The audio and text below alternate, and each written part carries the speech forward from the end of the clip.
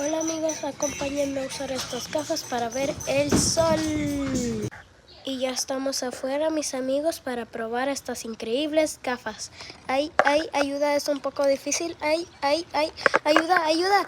Ok, ayuda. ¡Ah! ¡El sol! ¿Dónde está el sol? Ok, ahí está, ya está. Ok, allí, pues ahí está el sol.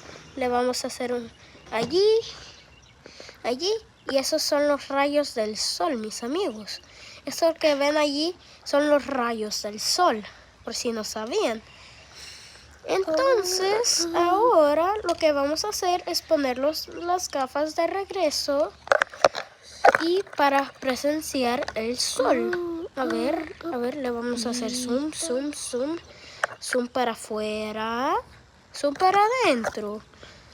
Ahí nos quitamos las gafas y